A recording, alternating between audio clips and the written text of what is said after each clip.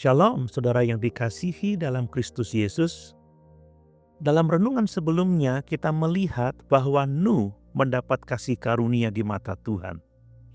Dan kali ini, kita akan melihat buah dari kasih karunia itu, yaitu ketaatan. Sebab kasih karunia yang sejati tidak membuat manusia santai dalam dosa, tetapi menumbuhkan hati yang tunduk dan taat kepada Allah. Mari kita baca Kejadian 6 ayat 22. Lalu Nuh melakukan semuanya itu tepat seperti yang diperintahkan Allah kepadanya. Demikianlah dilakukannya. Alkitab berkata bahwa di tengah dunia yang rusak, Nuh hidup benar dan bergaul dengan Allah. Ketika orang lain hidup dalam kekerasan dan hawa nafsu, Nuh memilih berjalan dalam kehendak Tuhan. Dan ketika Allah memerintahkan dia untuk membangun bahtera, Nuh taat sepenuhnya, sekalipun perintah itu tidak masuk akal menurut logika manusia. Ia membangun bahtera bukan di tepi laut, tetapi di daratan. Bukan di musim hujan, melainkan di masa tenang. Namun Nuh percaya kepada firman Allah lebih daripada pandangan manusia. Saudara, ketaatan sejati seringkali diuji ketika kita harus melangkah tanpa memahami seluruh rencana Allah. Nuh tidak diberi semua penjelasan, tetapi ia tetap melangkah dengan iman.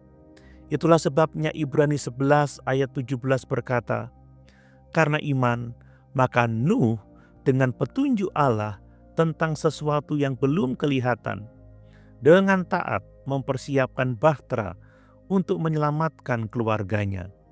Dan karena iman itu ia menghukum dunia, dan ia ditentukan untuk menerima kebenaran sesuai dengan imannya. Artinya, ketaatan Nuh bukan sekedar tindakan, tetapi buah dari iman yang hidup. Ketaatan Nuh juga bukan ketaatan yang setengah hati. Firman Tuhan menegaskan, tetapi seperti yang diperintahkan Allah kepadanya, demikianlah dilakukannya. Tidak lebih, tidak kurang. Ia tidak mencari cara lain, tidak berkompromi, dan tidak menunda. Ketaatan seperti inilah yang menyenangkan hati Allah. Saudara, Nuh adalah gambaran Kristus yang juga taat sepenuhnya kepada Bapa.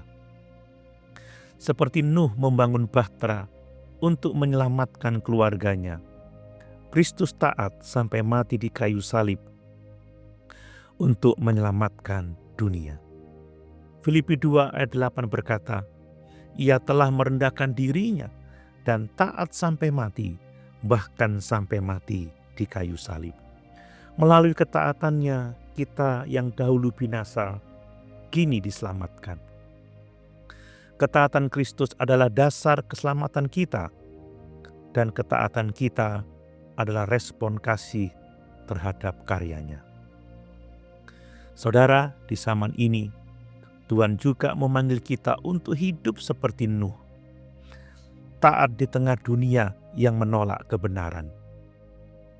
Mungkin kita dianggap aneh, berbeda, bahkan ditertawakan, tetapi ketaatan kepada Tuhan selalu menghasilkan kehidupan.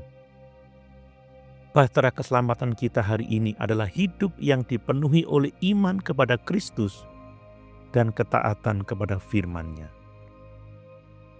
Apakah saudara masih taat kepada firman Tuhan ketika dunia menertawakan iman saudara?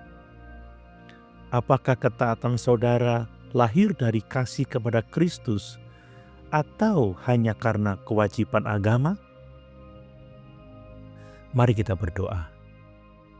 Tuhan Yesus Kristus, Engkaulah teladan ketaatan yang sempurna. Terima kasih karena melalui ketaatan-Mu sampai mati di kayu salib, kami menerima hidup yang baru.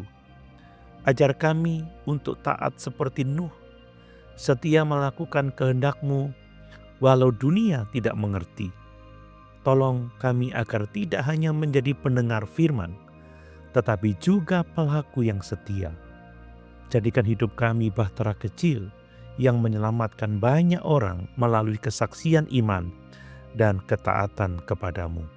Dalam nama Yesus, Tuhan dan Juru Selamat kami berdoa. Amin.